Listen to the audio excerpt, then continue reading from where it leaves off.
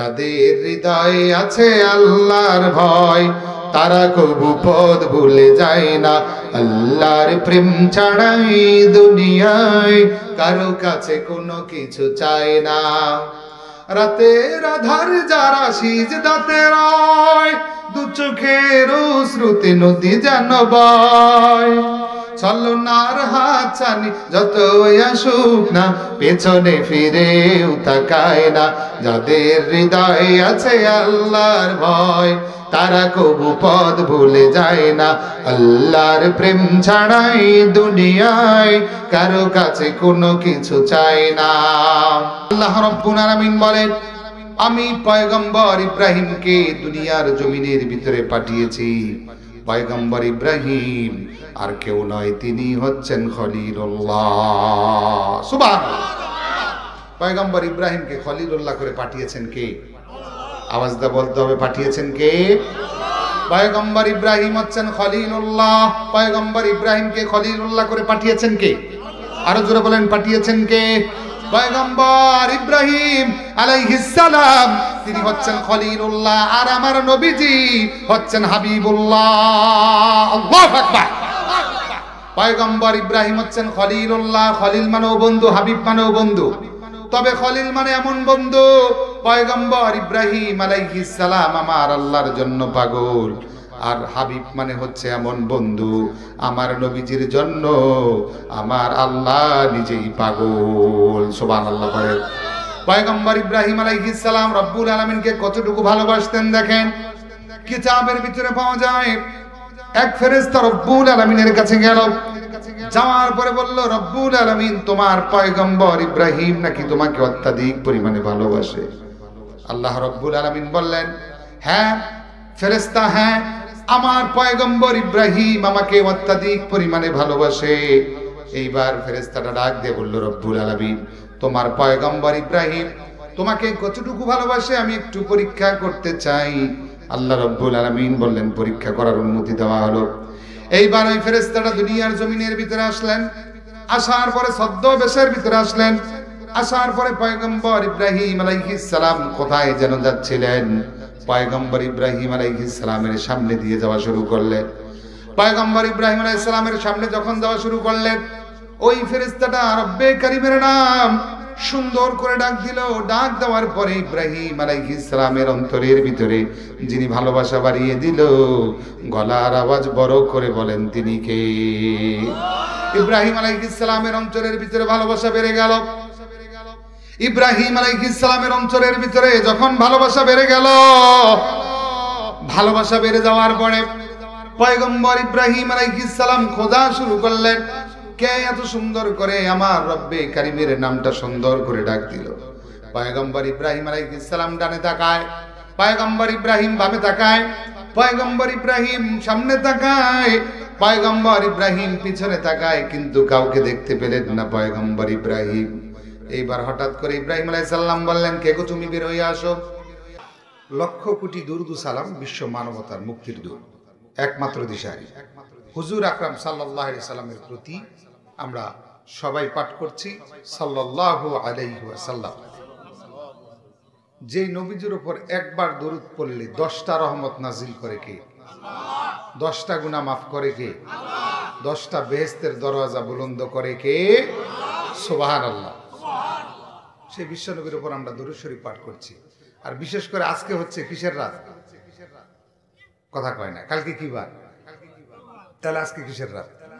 জুমার রাত। খুবই ফজিলতপূর্ণ একটি রাত। এই রাত্রে ইবাদত করলে তার গুনাহকে মাফ করে দিবেন কে? সুবহানাল্লাহ বলবেন না?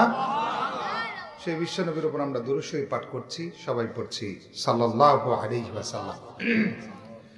এবং আমরা শ্রদ্ধার সাথে স্মরণ করছি সেই সমস্ত মানুষদের, যেই সমস্ত মানুষেরা কোরআনের জন্য, ইসলামের জন্য তাদের তাজা রক্তকে বিলিয়ে দিয়েছে। রব্বে কারীম তাদেরকে শাহাদাতের সুউচ্চ মাকাম নসিব করুন। আমরা পড়ি আমিন। আরো জোরে পড়েন আমিন। এবং সেই সাথে আমরা শ্রদ্ধার সাথে স্মরণ করছি 2024-এর যোদ্ধা যারা, 2024 সালে যারা বাংলাদেশকে একটি সুন্দর রাষ্ট্র, স্বাধীন রাষ্ট্র, দ্বিতীয়বারের মতো স্বাধীন একটি রাষ্ট্র উপহার যে সমস্ত যুবক ভাইরা দিয়ে গিয়েছে, আল্লাহ তাআলা তাদেরকে জান্নাতের সুউচ্চ মাকাম নসিব করুন আমরা পড়ি আমিন। আরো জোরে পড়েন আমিন।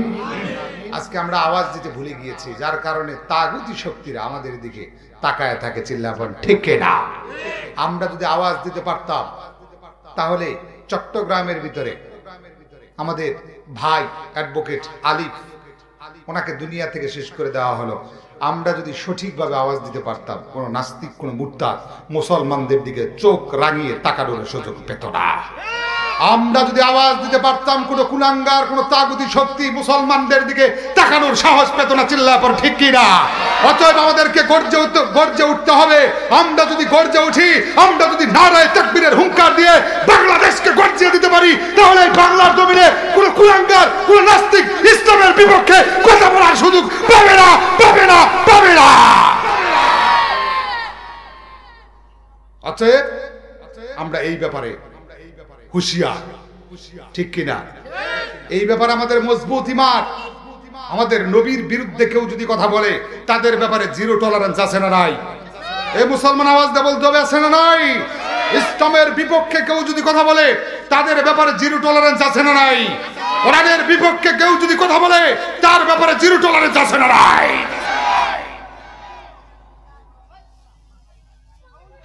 ইসলামের বিপক্ষে যারাই কথা বলবে, তাদের গলাকে চাপ দিয়ে ধরা হবে, চিল্লা পড়ে ঠিক না। কোরআনের বিপক্ষে যারা কথা বলবে, আজ বাংলার জমিনে দেখা যায় বিভিন্ন জায়গার ভিতরে কোরআনের মাহফিলে কিছু কুলাঙ্গার বাধা দেয়। এরকম আছে না নাই? আলহামদুলিল্লাহ আপনাদের মুক্তাগাছায় ময়মনসিংহে নাই, কিন্তু অনেক এলাকার ভিতরে যাই, সেই এলাকার ভিতরে দেখা যায় এরকম পরিস্থিতি। আমি একবার আলোচনা করছিলাম, হুট করে আমার মাহফিলে একজন তাগুতি শক্তি সে দাঁড়িয়ে গেল। সে বলল এখানে রাজনীতির কথা বলা যাবে না। আমি শুধু বলেছিলাম আল্লামা সাইদি রহমাতুল্লাহি আলাইহি যারা হত্যা করেছে, এদের বিচার বাংলার জমিনে হবে, ঠিক কিনা। এটা কি কোনো রাজনীতির কথা? আওয়াজ দা বলেন রাজনীতির কথা। আলেমদেরকে অত্যাচার করবে, নির্যাতন করবে, কোরআনের বাকিদেরকে গুম করবে, আর আমরা চুপ করে বসে থাকবো, এটা আমাদের ইমানি দায়িত্ব নয়। দরকার হলে আলেমদের মানকে দুনিয়ার বুকে বুলন্দ করার জন্য দরকার হলে যেই সমস্ত আলেমদেরকে হত্যা করা হয়েছে, আল্লামা জুনায়েদ বাবুনগরী রহমাতুল্লাহি আলাইহিকে এইভাবে পিটিয়ে তাকে হুইল চেয়ারের ভিতরে বসানো হয়েছে, মামুনুল হক হাফিজাহুল্লাহকে পিটিয়ে হুইল চেয়ারের ভিতরে বসানো হয়েছে, আল্লামা শহীদ সাইদি রহমাতুল্লাহি আলাইহিকে দুনিয়া থেকে শহীদ করা হয়েছে। আমরা বলতে চাই, রাষ্ট্রীয় ক্ষমতায় কে যাবে সেটা জানি না, তবে আমাদের ইমানের দাবি, আমাদের মুসলমানের দাবি, বাংলার জমিনে ইসলামের বিপক্ষে, আলেম ওলামার বিপক্ষে যারা কথা বলেছে, এদের বিচার বাংলার জমিনে হবেই হবে, হবেই হবে, হবেই হবে। কারা কারা রাজি আছো? হাত তুলে আল্লাহকে দেখাও। নারায়ে তাকবীর, নারায়ে তাকবীর, নারায়ে তাকবীর। হাত নামান। আল্লাহ তাআলা আমাদের সবাইকে কবুল করুন, আমরা বলি আমিন। আর জোরে বলেন আমিন। বাংলার জমিনে যারা আলেম ওলামাদের বিরুদ্ধে কথা বলবে, এদের ব্যাপারে জিরো টলারেন্স আছে না নাই? আওয়াজ দিয়ে বলো, আছে না নাই? এদের ব্যাপারে কোনো ছাড় নাই।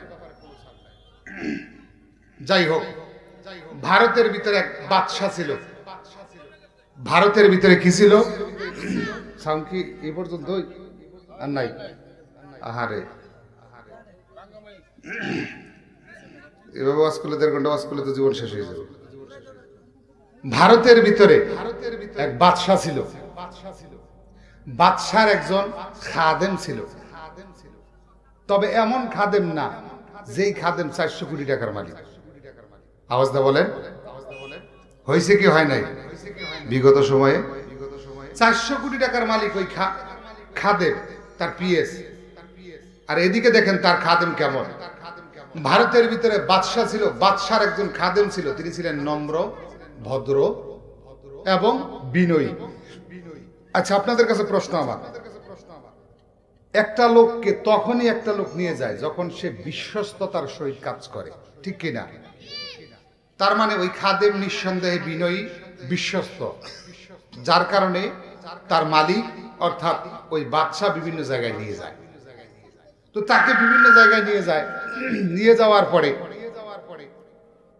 বাদশা নামদার যখন বিভিন্ন জায়গায় তারে নিয়ে যায়, নিয়ে যাওয়ার পরে বাদশা নামদার যারা মন্ত্রী পরিষদ আছে, এরা বলা শুরু করলো, বাদশা নামদার একজন খাদেমকে নিয়ে যায় বিভিন্ন জায়গায়।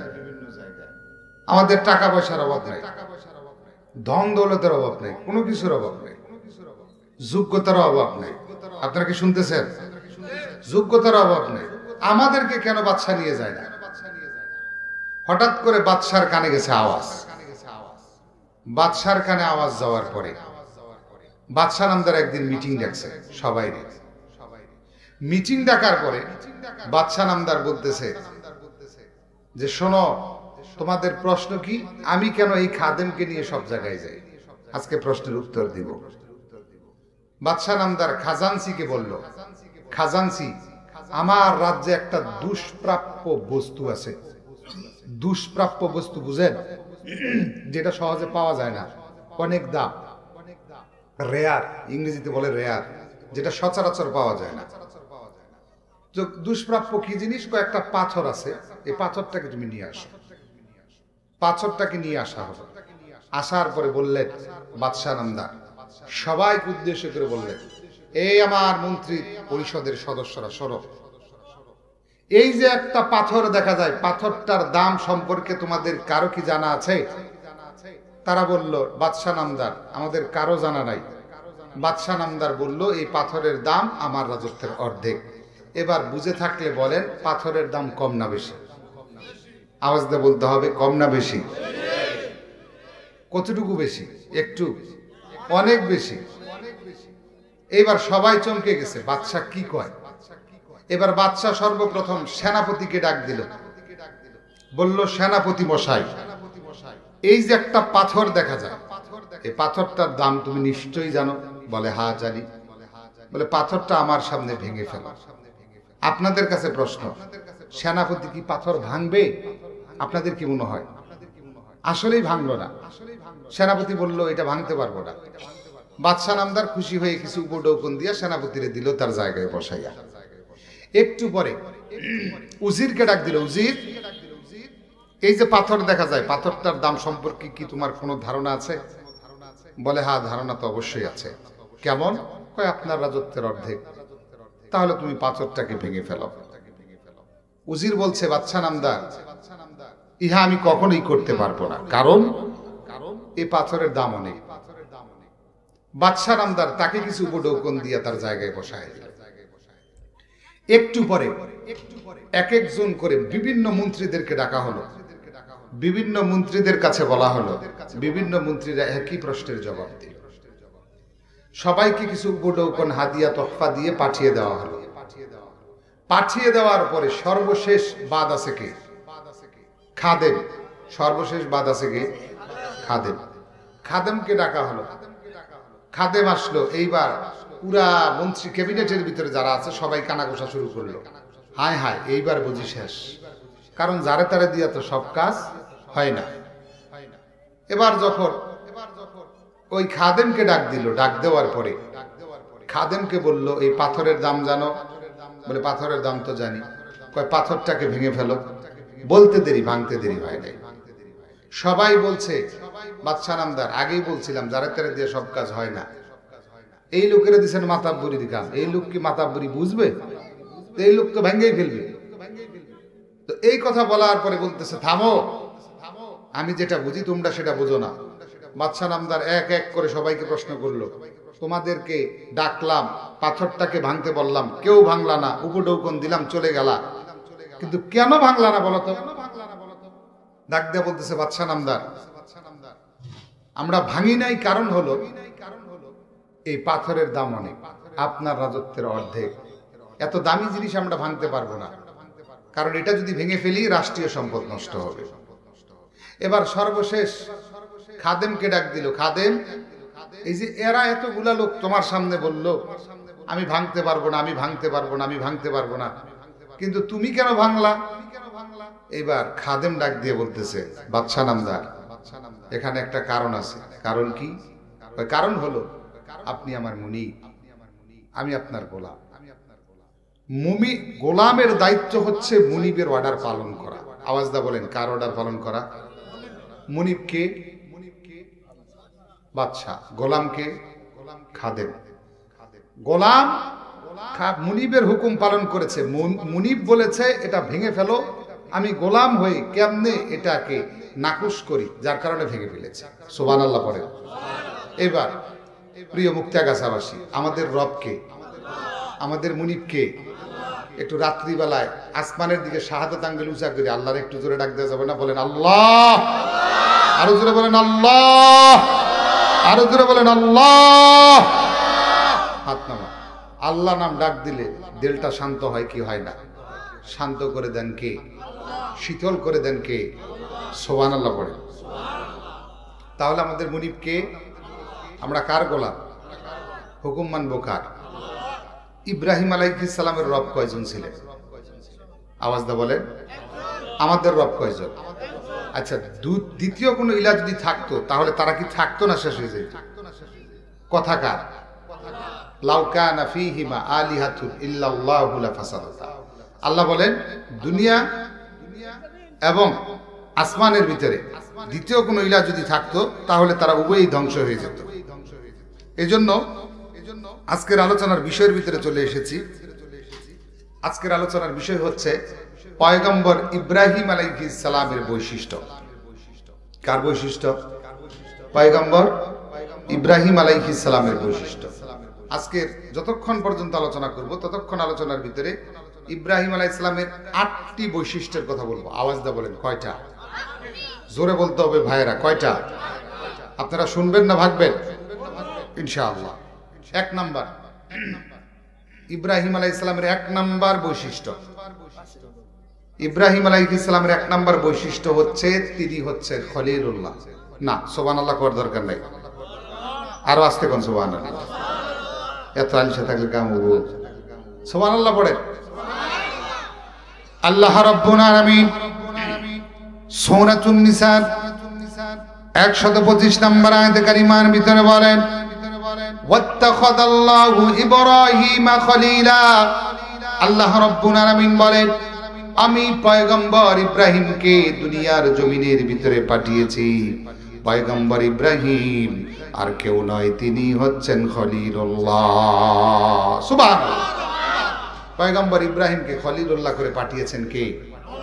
আওয়াজ দা বলতে হবে, পাঠিয়েছেন কে? পয়গম্বর ইব্রাহিম হচ্ছেন খলিলুল্লাহ। পয়গম্বর ইব্রাহিমকে খলিলুল্লাহ করে পাঠিয়েছেন কে?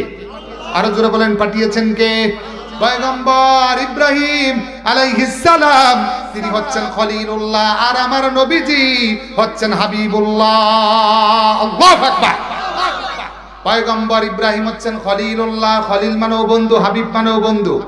তবে খলিল মানে এমন বন্ধু, পয়গম্বর ইব্রাহিম আলাইহিস সালাম আমার আল্লাহর জন্য পাগল, আর হাবিব মানে হচ্ছে এমন বন্ধু আমার নবীজির জন্য আমার আল্লাহ নিজেই পাগল। সুবহানাল্লাহ পড়ে। পয়গম্বর ইব্রাহিম আলাইহিস সালাম রব্বুল আলামিনকে কতটুকু ভালোবাসতেন দেখেন। কিতাবের ভিতরে পাওয়া যায় এক ফেরেশতা রব্বুল আলামিনের কাছে গেল, যাওয়ার পরে বলল রব্বুল আলামিন তোমার পয়গম্বর ইব্রাহিম নাকি তোমাকে অত্যাধিক পরিমাণে ভালোবাসে।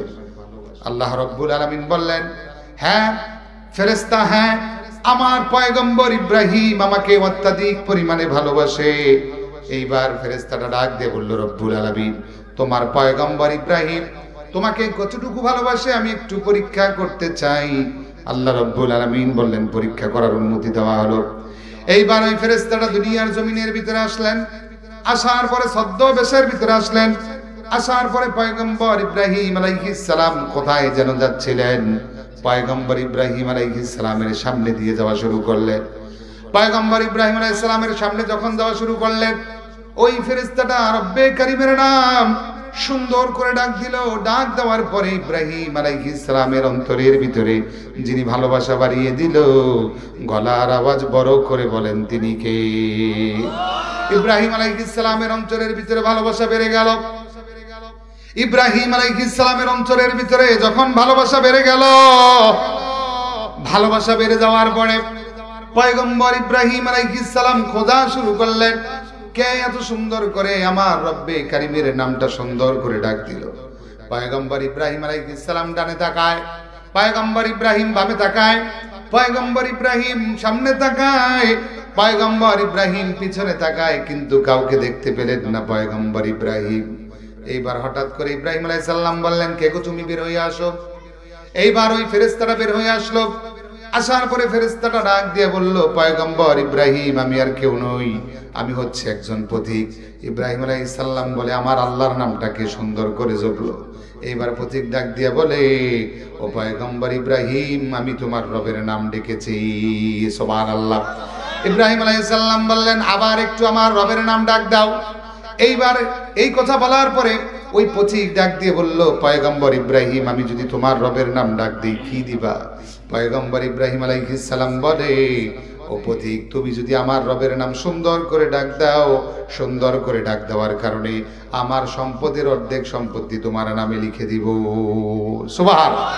অর্ধেক সম্পত্তি তোমার নামে লিখে দেওয়া হবে, তারপরেও ডাক দাও। এইবার পথিক সুন্দর করে ডাক দিল। সুন্দর করে যখন ডাক দিল, ডাক দেওয়ার পরে পয়গম্বর ইব্রাহিম আলাইহিস সালামের অন্তরের ভিতরে যিনি ভালোবাসা বাড়িয়ে দিল, তিনি কে? আরো জোরে বলেন, তিনি কে? এইবার তার অন্তরের ভিতরে ভালোবাসা বেড়ে গেল। ভালোবাসা যখন বেড়ে গেল, ভালোবাসা বাড়ার পরে পয়গম্বর ইব্রাহিম বললেন, ও ভাই পথিক, আবার আমার রবের নামটা সুন্দর করে ডাক দাও। পথিক ডাক দিয়া বলে, পয়গম্বর ইব্রাহিম, প্রথমবার ডাক দিছি যার কারণে অর্ধেক সম্পত্তি দিছো, এইবার যদি ডাক দেই পয়গম্বর ইব্রাহিম, এইবার যদি তোমার রবের নাম আমি সুন্দর করে ডাক দিই, বিনিময় কি দেবা?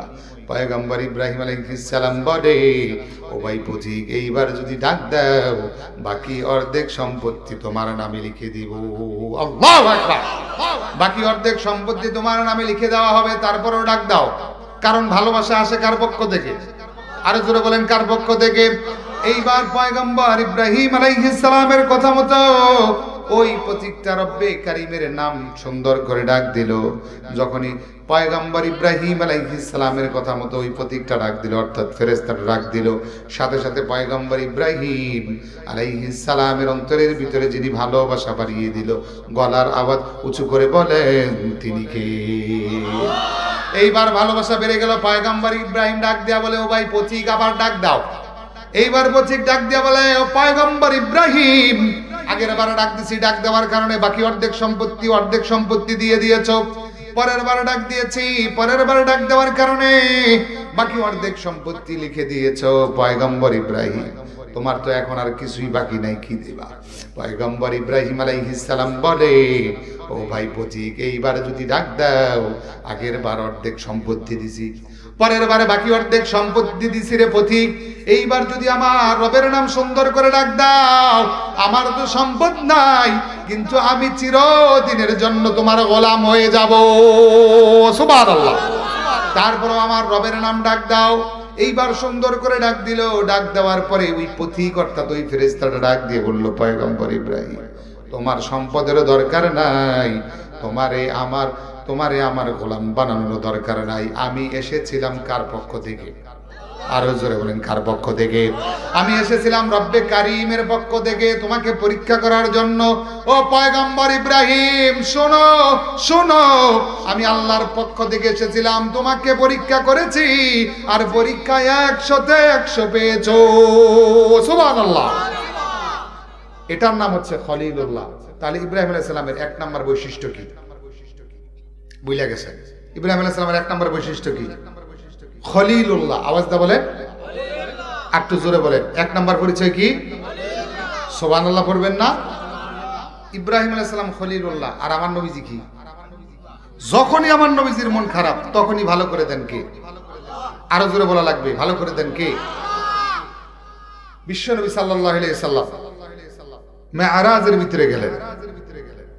মেরাজে যাওয়ার পূর্বে নবী করিম সাল্লাল্লাহু আলাইহি সাল্লাম তায়েফে গেলেন। আচ্ছা, বিশ্ব নবীর সাথে তায়েফে ভালো ব্যবহার করছে না খারাপ ব্যবহার করছে? কি ব্যবহার করছে? খারাপ ব্যবহার করছে। তায়েফে কি করছে? বিশ্ব নবীকে রক্তাক্ত করা হয়েছে। বিশ্ব নবীর মন খারাপ।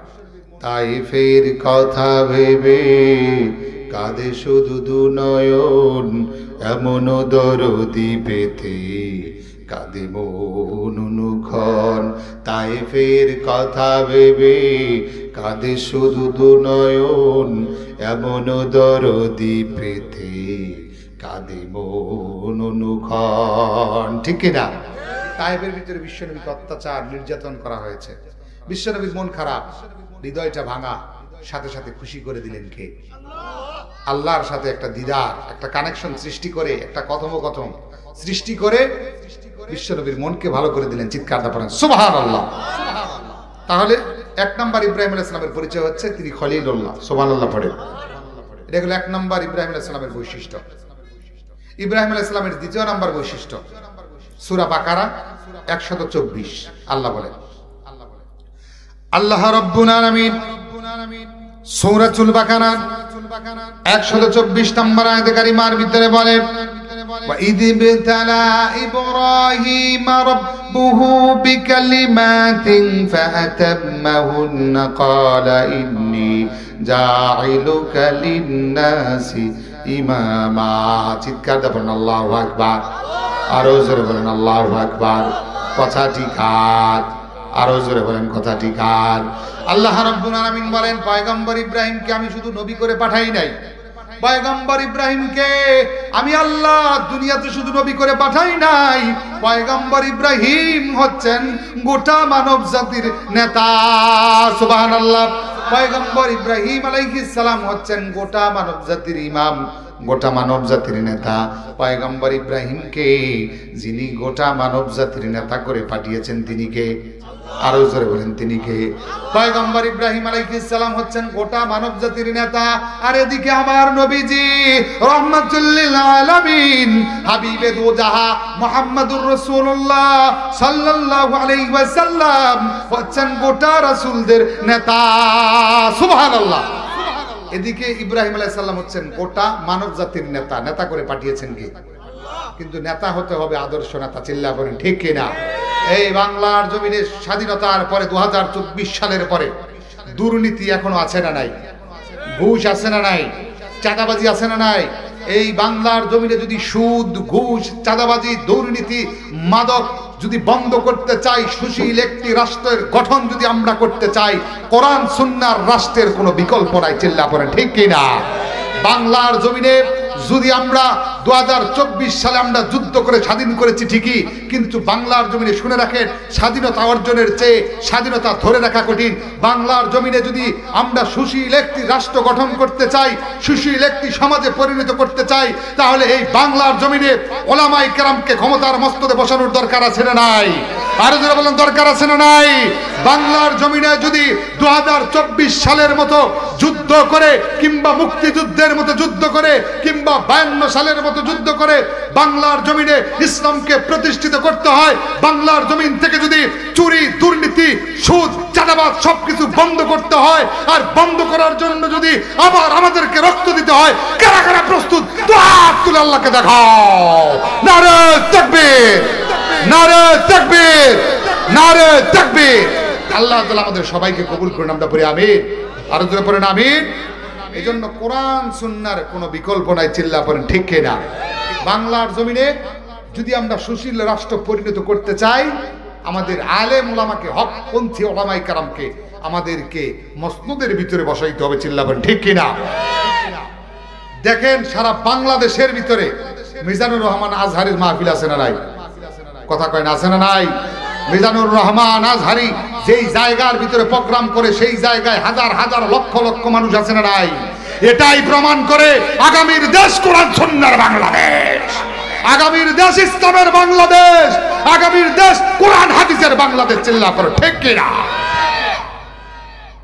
তাহলে মানব জাতির ইমাম করে পাঠিয়েছেন কে? আরো আসতে বলেন।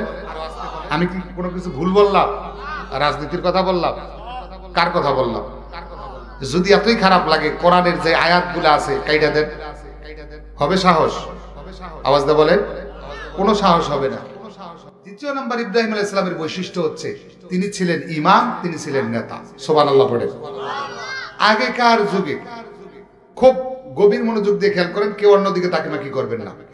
আগেকার যুগে সুরদের ভিতরে যে ইমান ছিল, এখনকার যুগে বহুত ওলিদের ভিতরে সেই ইমান পাওয়া যায় না। আমি কি কথা ভুল বললাম? একটা উদাহরণ দিলে বুঝবেন। ছোট্ট একটা উদাহরণ দিই। এক চোর, জাতি চোর, কি চোর? কিন্তু মুসলমান। কি? মুসলমান। সে চুরি করবে, তার চিন্তা চেতনা হচ্ছে আমি একজন মুসলিম চোর আমি যদি চুরি করি, আমি চুরি করলে কোনো হিন্দুর বাড়ি চুরি করব না, আমি যদি চুরি করি কোনো বৌদ্ধর বাড়ি চুরি করব না, আমি যদি চুরি করি কোনো খ্রিস্টানের বাড়ি চুরি করব না। তাহলে চুরিটা করবে কার বাড়ি? মুসলমান। কথা কি বোঝা যায়? চুরি করবে কার বাড়ি? মুসলমানের বাড়ি। পাক্কা এরাদা করছে। আমরা অনেক সময় পাক্কা নিয়ত করি না, তো চোর বেটাও খুব নিয়ত করছে। এখন যখন চুরি করতে যাবে, আগে তো সিং কেটে চুরি করছে, শরীরে তেল টেল মাখে মাখে না, এখন তো চুরি করে না, এখন তো ডাহাতি করে। কি করে? পিস্তলাটা দইরা কয় যা আছে সব দিই, নইলে দিলাম একবারে, তাই না? তো ওই সময় শরীরের ভিতরে তেল টেল মাইক্কা, সরিষার তেল বেশি করে মাইক্কা চুরি করার জন্য গেছে, কিন্তু বিসমিল্লাহ গল্ল ঢুকছে হিন্দুর বাড়ি।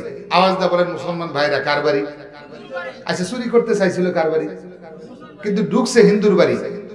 জায়গায় বেরেক দেওয়ার পরে এবার তওবাতিল্লাহ কইরা কয় হাই হাই কার বাড়ি আইছি রে, একটা হিন্দুর বাড়ি আসলাম চুরি করতে। আমি চোর হলো, আমার একটা প্রেস্টিজ আছে। চোরের আবার প্রেস্টিজ, চোরের আবার প্রেস্টিজ। কয় চোর হলো আমার একটা প্রেস্টিজ আছে, আমি কোনো হিন্দুর বাড়ি চুরি করব না। প্রথম দিন গেছে, দ্বিতীয় দিন আসছে, আসার পরে দ্বিতীয় দিন ঢুকছে, কিন্তু ঢুককেই দেখে এদিনও গল্লত, এই দিন যাই দেখে এটা হচ্ছে খ্রিস্টানের বাড়ি। আওয়াজ দা বলেন কিসের বাড়ি? খ্রিস্টানের বাড়ি। এবার কইতেছে হাই হাই, এবারও তো ভুল জায়গায় আসলাম, ব্রেক মারছে, মারার পর বলতেছে হাই হাই আমি খ্রিস্টানের বাড়িতে আসলাম, আমি একজন মুসলিম, চুরি করব মুসলমানের বাড়ি, কিন্তু খ্রিস্টানের বাড়িতে চুরি করতে পারি না। এইবার বেটা তওবাতিল্লাহ কইরা বাইরে হয়ে পড়ছে। তৃতীয় দিন গেছে, তৃতীয় দিন ঢুকছে বৌদ্ধর বাড়ি। আওয়াজ দা বলেন কার বাড়ি? বৌদ্ধর বাড়ি। এইবারও জায়গায় বেরেক, এইবার বলতেছে আমি কোনো বৌদ্ধের বাড়ি চুরি করতে পারি না। কার বাড়ি চুরি করবে? মুসলমানের বাড়ি। এইবার চতুর্থ দিন চোরেরাও কিন্তু আল্লাহরে ডাকে, ডাকে কি ডাকে না? ডাকে না? চোরেরাও কিন্তু আল্লাহরে ডাকে। চোরেরা আল্লাহর কাছে কয় আল্লাহ ধরা জানি না পড়ি, কারণ ধরা পড়লে মায়ের একটাও মাটিতে পড়বে না, সব পড়বে পিঠের উপর। তো চোর বেটা আল্লাহরে ডাকতেছে, আল্লাহ তিনটা দিন গেল মায়ের, চতুর্থ দিন আল্লাহ তুমি মাইটের খাওয়াইও না, আল্লাহ মুসলমানের বাড়ি একটা খুঁজা মুজ্জা আমরা পাওয়াই দাও। আল্লাহ দিছেও তার মতে মুসলমানের বাড়ি, দোতলা একটা ঘর। এখনকার যুগে যেরকম বিল্ডিং আলা ঘর, ওই সময় বিল্ডিং ঘর ছিল না, মাটির দোতলা ঘর। মাটির দোতলা ঘর দেখছেন? অনেকেই দেখছেন। মাটির দোতলা ঘর। এই ঘরের ভিতরে গেছে, যাওয়ার পর চিন্তা করে দোতলায় ঢুকবো না নিচতলায় ঢুকবো। চিন্তা করে নিচতলায় ঢুকলে মাইরে খাবার পারি, দোতলায় উঠি। এখন সিঁড়ি বাইয়া বাইয়া দোতলায় উঠছে। ওঠার পরে দোতলায় দেখে স্বর্ণের অভাব নাই, টাকা পয়সার অভাব নেই। আচ্ছা এবার কোন চোর বেটা মনে মনে খুশি না বেজা? কম না বেশি? একবারে পাইছে, কারণ 3 দিন মারি গেছে, চতুর্থ দিন এমন পাওয়া পাইছে এখন শূন্য করেও নিয়ে হারবো না, এত পরিমাণ অর্থ সম্পদ পাইছে। কিন্তু মজার ঘটনা হচ্ছে যখন চুরি করতে যাবে, যাওয়ার পরে দেখে কিছু টাকার ভিতরে হালাল শব্দ লেখা, কিছু টাকার ভিতরে হারাম শব্দ লেখা। ঝামেলা আছে না নাই? মুসিবত আছে না নাই? এবার চিন্তা করলো আমি একজন চোর, চোর হলেও আমার ইমান আছে, চোরের আবার ইমান। আমি চুরি করলে কোনো হারাম টাকা নিব না, হালাল টাকা নিব। এইবার চিন্তা করলো জানা তো দরকার কেন হালাল কেন হারাম। খুঁজতে খুঁজতে দেখে নিচের দিকে লেখা আছে এই টাকার যাকাত দেওয়া হয়েছে, যার কারণে এটা হালাল, আর এই টাকার যাকাত দেওয়া হয় না, যার কারণে এটা হারাম টাকা। চোর বেটা চিন্তা করে যাকাত যেটার দেওয়া হয়েছে ওইটা যেহেতু হালাল, তাহলে এটাই আমার নেওয়া লাগবে। চোর বেটা বাঁচা শুরু করছে। আচ্ছা আপনাদের কাছে প্রশ্ন আমার, চুরি কি সন্ধ্যা রাত্রে করতে যায় না গভীর রাত্রে? আচ্ছা সন্ধ্যা রাত্রে যদি করতে যায় মার কি মাটিতে পড়বে?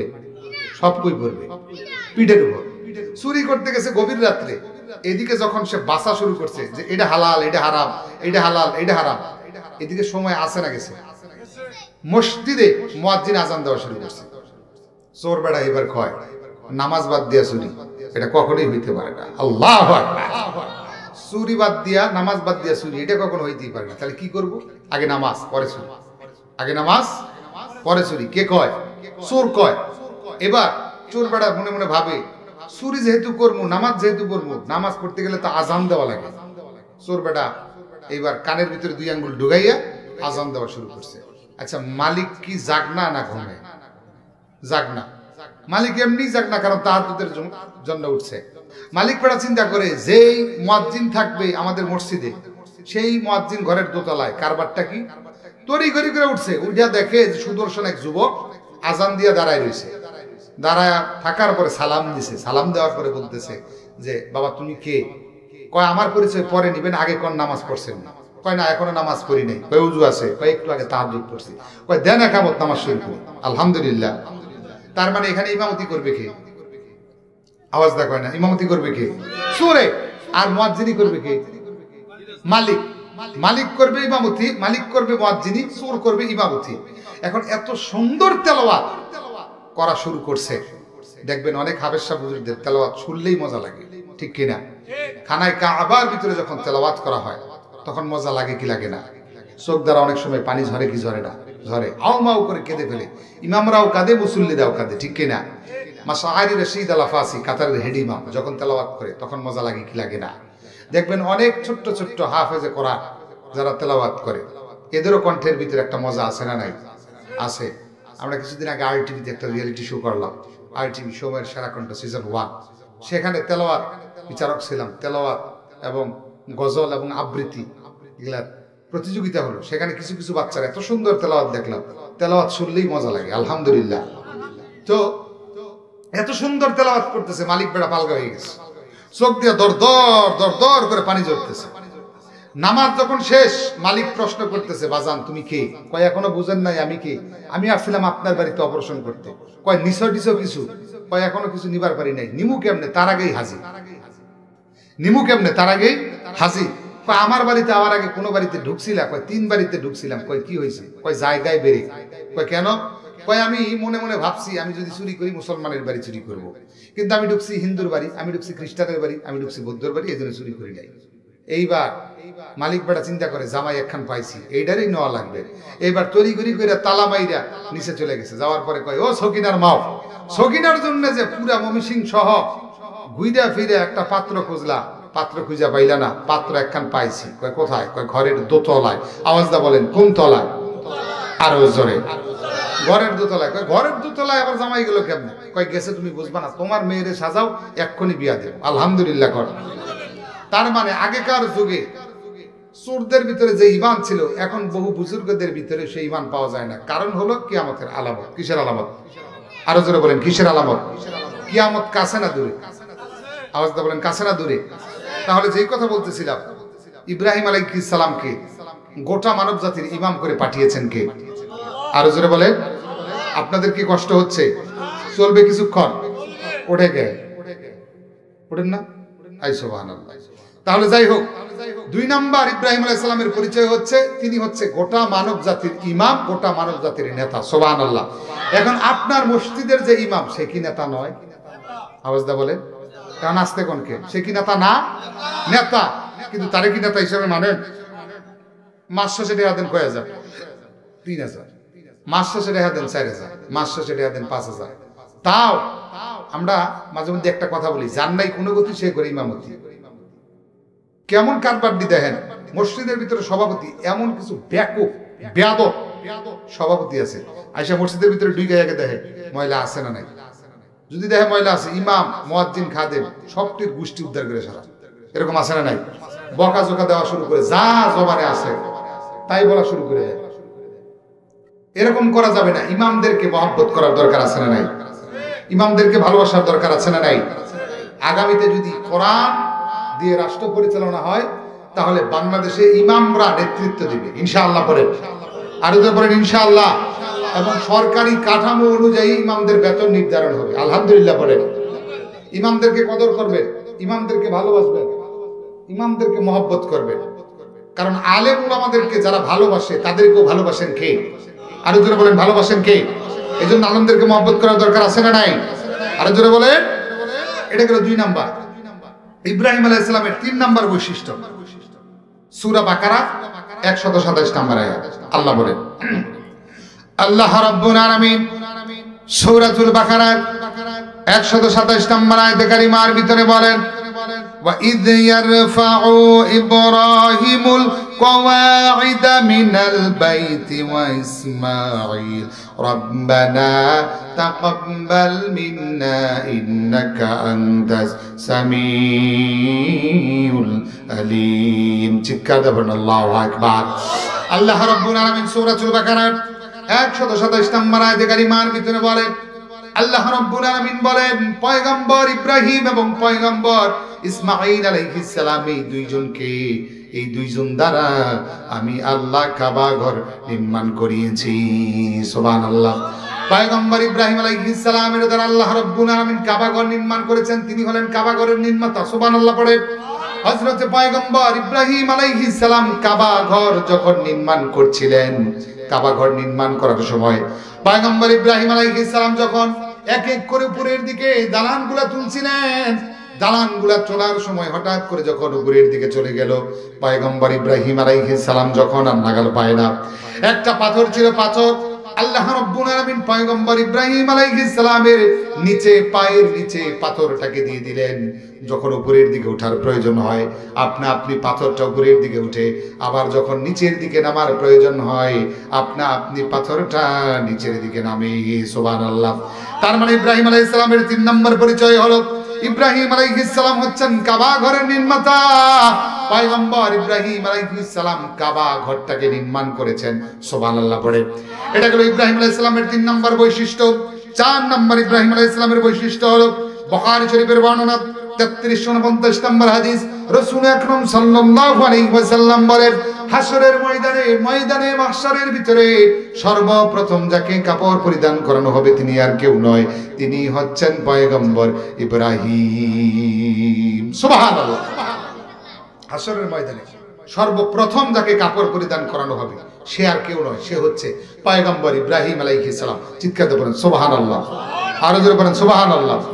শুধু কি তাই, বিশ্বনবী সাল্লাল্লাহু আলাইহি সাল্লাম বলেন, বুখারী মুসলিমের বর্ণনা মুত্তাফাকুন আলাইহি, রাসূল আকরাম সাল্লাল্লাহু আলাইহি ওয়াসাল্লাম বলেন, আল্লাহ রাব্বুল আলামিন জান্নাতের ভিতরে ওই সমস্ত মানুষদেরকে রেশমি কাপড় পরিধান করাবে যেই ব্যক্তি দুনিয়ার ভিতরে কোনো বস্ত্রহীন ব্যক্তিকে কাপড় পরিধান করাবে। সুবহানাল্লাহ পড়েন। শুধু কি তাই, বিশ্বনবী সাল্লাল্লাহু আলাইহি ওয়াসাল্লাম বলেন, আল্লাহ রাব্বুল আলামিন দুনিয়ার ভিতরে যারা পিপাসার্ত ব্যক্তিকে পানি পান করাবে, পিপাসার্ত ব্যক্তিকে পানি পান করানোর কারণে তাদেরকে জান্নাতের ভিতরে যিনি সুপ্রিয় পানি পান করাবে তিনি কে?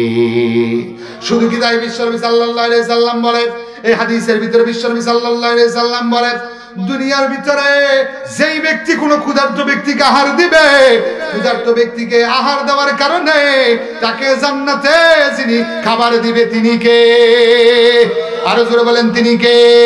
এই জন্য পয়গম্বর ইব্রাহিম আলাইহিস সালামের 4 নম্বর বৈশিষ্ট্য হলো পয়গম্বর ইব্রাহিম আর কেউ নয়, পয়গম্বর ইব্রাহিম হচ্ছেন এমন নবী যেই নবীকে হাসরের ময়দানে সর্বপ্রথম কাপড় পরিধান করানো হবে।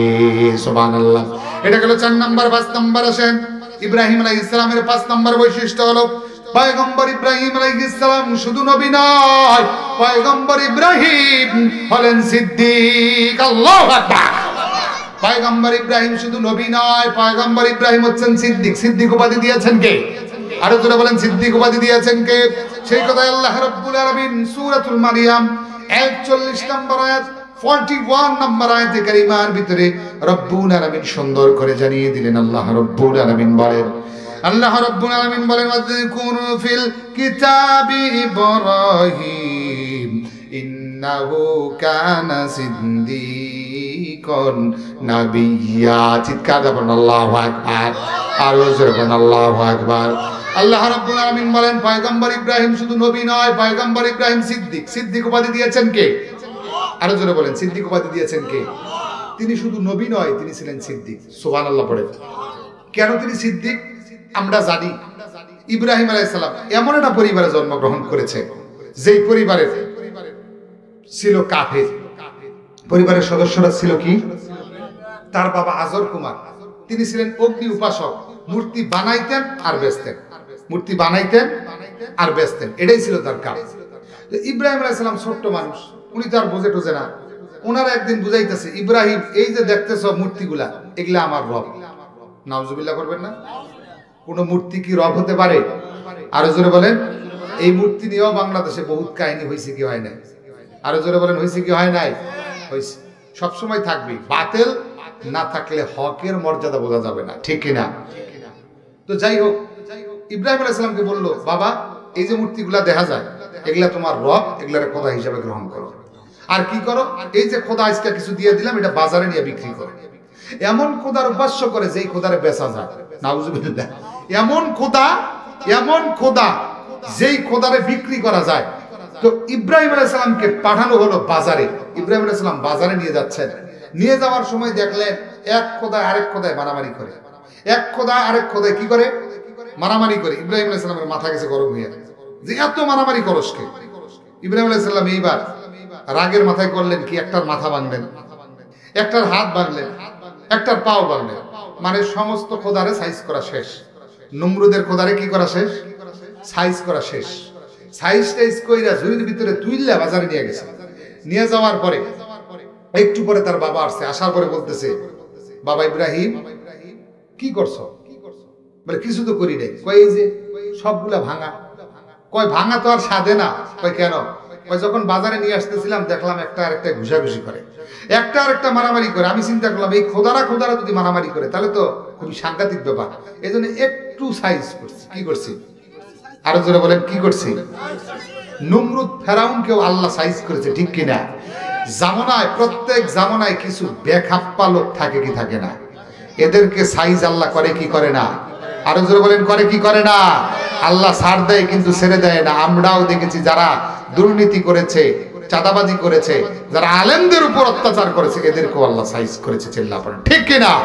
এর থেকে শিক্ষা নেওয়া দরকার। আলেমদের বিরোধিতা যারা করবে, ওলামায়ে কেরামের বিরোধিতা যারা করবে, ইসলামের বিরোধিতা যারা করবে, কোরআনের বিরোধিতা যারা করবে, যুগে যুগে আল্লাহ রাব্বুল আলামিন তাদেরকে সাইজ করেছে। কেউ যদি ইসলামের বিরুদ্ধে কথা বলে, কোরআনের বিরুদ্ধে কথা বলে, আলেম ওলামাদের বিরুদ্ধে কথা বলে, আল্লাহ রাব্বুল আলামিন তাদেরকেও কিন্তু সাইজ করতে ভুলবে না। চিল্লা পড়ে, ঠিক কিনা? এইবার ইব্রাহিম আলাইহিস সালাম বলে সাইজ করে দিছি। এইবার ইব্রাহিম আলাইহিস সালামকে বোঝানো হলো, বাবা এগুলা হচ্ছে তোমার রব। ইব্রাহিম আলাইহিস সালাম বলে, এটা কেমন রব? যেই রব, যেই খোদার উপর কুত্তাই যদি পেশাব করে দেয়, সেই কুত্তার পেশাব সরানোর মতো কায়দা কানুনও জানে না, সেটা কোনোদিন রব হতে পারে না। এটা কেমন রব? যেই রবের উপর একটা মাছি কিংবা একটা মশা বসলে, আমরা মাছি মশা বসলে কি করি? মাইরা ফেলি। এটা তারাইতেও পারে না, হে শিশু করতে পারে না। এটা রব হয় কেমনে? অতএব এটা আমার রব নয়। রব কে? ভাইরা আমার, গভীর মনোযোগ দিয়ে খেয়াল করেন। পয়গম্বর ইব্রাহিম আলাইহিস সালাম সকালবেলা দাঁড়িয়ে আছে।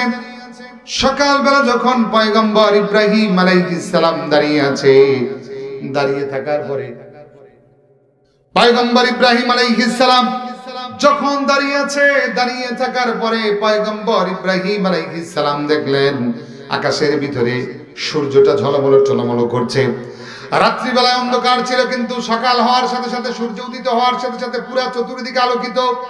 ইব্রাহিম আলাইহিস সালাম মনে মনে ভাবলেন, যে অন্ধকার থেকে সূর্য ওঠার কারণে চতুর্দিকে আলোকিত হয়ে গিয়েছে, মনে হয় সূর্যটা আমার রব।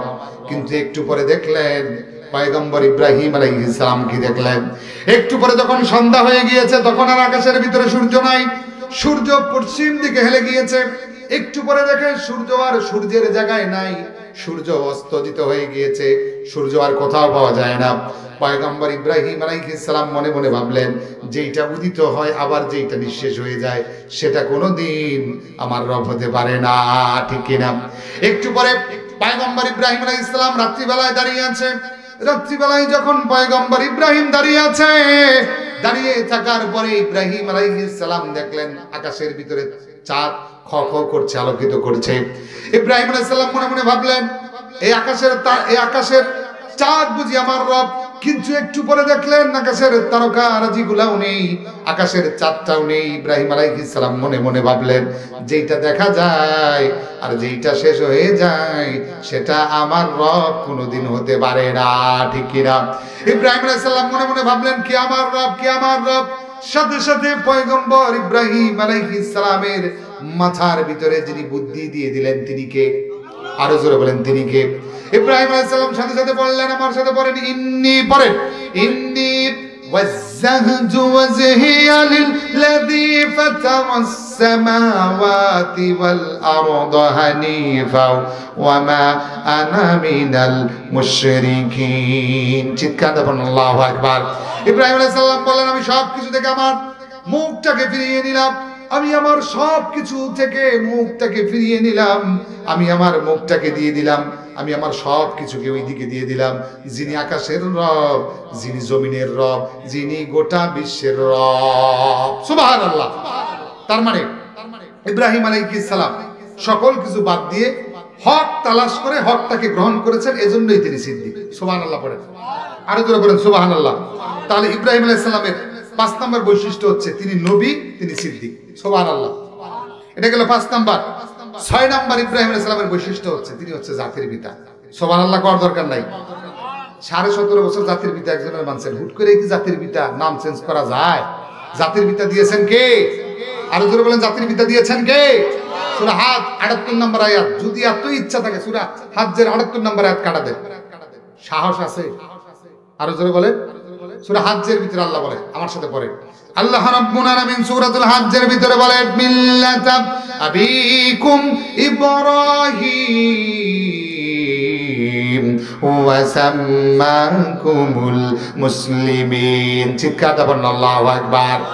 আল্লাহ রাব্বুল আলামিন বললেন জাতির পিতা কেউ নয়, জাতির পিতা ইব্রাহিম। সুবহানাল্লাহ পড়ে, জাতির পিতা ইব্রাহিম আলাইহিস সালাম। চিৎকার দেন সুবহানাল্লাহ। এটা গেল 6 নাম্বার। 7 নাম্বার ইব্রাহিম আলাইহিস সালামের 7 নাম্বার বৈশিষ্ট্য হচ্ছে ইব্রাহিম আলাইহিস সালামকে আল্লাহ রাব্বুল আলামিন যতগুলা পরীক্ষা করছে, একটা পরীক্ষায় কি ফেল করছে? আরো জোরে বলেন, একটা পরীক্ষায় কি ফেল করছে? ইব্রাহিম আলাইহিস সালামের সম্পর্কে কিছু তথ্য আমি দিয়ে যাই, খুব মনোযোগ সহকারে শুনেন। কোরআনুল কারীমের ভিতরে সূরা আছে কয়টা? আওয়াজ দা বলেন। 114টা। এই 114টা সূরার ভিতরে 25টা সূরার ভিতরে ইব্রাহিম আলাইহিস সালামের কথা বলা হয়েছে। না, এখন আর সুবহানাল্লাহ করার দরকার নাই, বাড়ির তলে নেবের তলে হুইয়া হুইয়া সুবহানাল্লাহ কোন চিৎকার দেন সুবহানাল্লাহ। ইব্রাহিম আলাইহিস সালাম এর কথা 25টা সূরার ভিতরে এসেছে। সুবহানাল্লাহ। এবং শুধু ইব্রাহিম এই শব্দটা এসেছে কোরআনে 69 বার। সুবহানাল্লাহ পড়ে। এবং ইব্রাহিম আলাইহিস সালামের সম্পর্কে আয়াত নাযিল হয়েছে 204টা। আওয়াজ দা বলেন কয়টা? 204টা। এবং ইব্রাহিম আলাইহিস সালামকে পরীক্ষা করা হয়েছে মোট 30টা। আওয়াজ দা বলেন কয়টা? 30টা। এই 30টা পরীক্ষার কথা কোরআনে আল্লাহ দিয়েছে। সুবহানাল্লাহ পড়ে। কোথায়? সূরা আহজাবে 10টা, সূরা আহজাবে 10টা, সূরা মুমিনুনে 10টা, সূরা তওবায় 10টা। সুবহানাল্লাহ পড়ে। তাহলে 10 10 10 কত হইল? এই 30টা পরীক্ষা করেছেন কে? একটা পরীক্ষা মনে ফেল করছে, করছে? একটা পরীক্ষায় ফেল করে নাই, সব পরীক্ষায় পাশ করিয়েছেন কে? কারণ নবীরা ভয় করেছেন কাকে? যাদের হৃদয়ে আল্লাহর ভয় আছে তারা কোনোদিন গুনাহ করতে পারে? যাদের হৃদয়ে আছে আল্লাহর ভয় তারা কবু পথ ভুলে যায় না। আল্লাহর প্রেম ছাড়াই দুনিয়ায় কারো কাছে কোনো কিছু চায় না। রাতের আধার যারা সিজদাতে রয়, দু চোখের শ্রুতি নদী যেন বয়। ছলনার হাত ছানি যতই আসুক না, পেছনে ফিরেও তাকায় না। যাদের হৃদয়ে আছে আল্লাহর ভয় তারা কবু পথ ভুলে যায় না। আল্লাহর প্রেম ছাড়াই দুনিয়ায় কারো কাছে কোনো কিছু চায় না। দিন কায়েমের পথে যারা অবিচল তারা হলো আল্লাহর প্রিয়জন। বাতিলের কাছে যারা হার মানে না, সংগ্রাম করে যায় আমরণ। ঠিক কিনা? হেরার আলোতে যার জীবন রঙিন, হাতে আল কোরআনের দীপ্ত সঙ্গীন। হেরার আলোতে যার জীবন রঙিন, হাতে আল জিহাদের দীপ্ত সঙ্গীন। সত্যের পথে যারা নিবেদিত প্রাণ, শত্রুকে কবু ভয় পায় না। যাদের হৃদয়ে আছে আল্লাহর ভয় তারা কবু পথ ভুলে যায় না। আল্লাহর প্রেম ছাড়াই দুনিয়ায় কারো কাছে কোনো কিছু চায় না। আল্লাহু আকবার। তাহলে ইব্রাহিম আলাইহিস সালামের 7 নম্বর বৈশিষ্ট্য হচ্ছে তিনাকে যতগুলা পরীক্ষা করা হয়েছে সবগুলা পরীক্ষায় পাস। সুবহানাল্লাহ। শুধু পাস নয়, 100-এ 100, 100-এ 100। সুবহানাল্লাহ পড়ে। কারণ নবীদের সামনে যখনই গুনাহ আসতো, গুনাহের মওকা, গুনাহের পরিবেশ আসতো, আসার সাথে সাথে নবীদেরকে গুনাহ থেকে যিনি বাঁচায় দিতেন তিনি কে? আরো জোরে বলেন তিনি কে? তিনাদের কোনো গুনাহ নাই, কিন্তু গুনাহের সামনে যখনই চলে আসতো আল্লাহ তাআলা সাথে সাথে গুনাহ থেকে বাঁচায় দিত। কেমন? উদাহরণ, আমরা যখন বর্ষাকালে রাস্তা দিয়ে চলি, কাঁচা রাস্তা, আমাদের ছোট্ট বাচ্চাদেরকে যখন নিয়ে যাই, কাদাযুক্ত রাস্তা পার করাই কেমন? আঙ্গাইয়া তুলি বা কোলের ভিতরে তুলি। তো কোলের ভিতরে বা আঙ্গাইয়া তুইলা তারপরে ওই রাস্তাটুকু পার করে দিই। ঠিক তদ্রূপ নবীদের সামনে যখনই গুনাহের মৌকা চলে আসতো, গুনাহের পরিবেশ আসতো, আসার সাথে সাথে আল্লাহ রাব্বুল আলামিন নবীদেরকে এরকম রহমতের চাদর দিয়ে ঢাইকা মোড়াইয়া তারপরে আল্লাহ রাব্বুল আলামিন নবীদেরকে ওই জায়গা পার করাই দিতেন। চিৎকারটা পড়েন সুবহানাল্লাহ। এই জন্য 7 নম্বর ইব্রাহিম আলাইহিস সালামের বৈশিষ্ট্য হচ্ছে তিনি যতগুলো পরীক্ষা দিয়েছে সব পরীক্ষায় পাস করেছে। সুবহানাল্লাহ। এটা গেল 7 নম্বর। সর্বশেষ 8 নম্বর হচ্ছে সূরা বাকারা 129 নম্বর আয়াতে কারিমার ভিতরে এই দোয়াটি এসেছে। ইব্রাহিম আলাইহিস সালাম, পয়গম্বর ইব্রাহিম আলাইহিস সালাম আল্লাহর কাছে সর্বদা দোয়া করতেন, আল্লাহ তুমি আমার বংশের ভিতরে বিশ্ব নবীকে পাঠাও। সুবহানাল্লাহ পড়ে। দোয়া কবুল করছেন কি?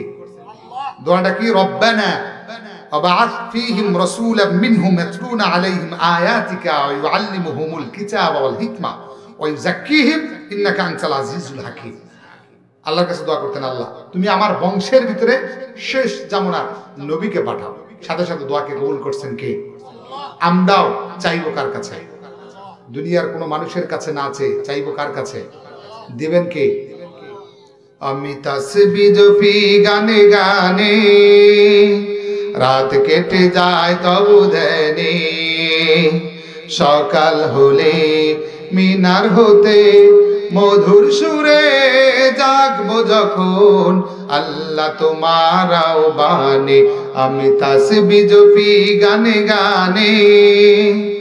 রাতের আধার কেটে গেলে ভোরের পাখি ডানা মেলে, রাতের আধার কেটে গেলে ভোরের পাখি ডানা মেলে, সেই পাখিদের কুহুতানে, সেই পাখিদের কুহুতানে গাই যেন গান মদিনার পানে, আমি তাসবিহ জপি গানে গানে, রাত কেটে যায় তবু ধ্যানে, সকাল হলে মিনার হতে মধুর সুরে জাগবো যখন, আল্লাহ তোমার আহ্বানে আমি তাসবিহ জপি গানে গানে।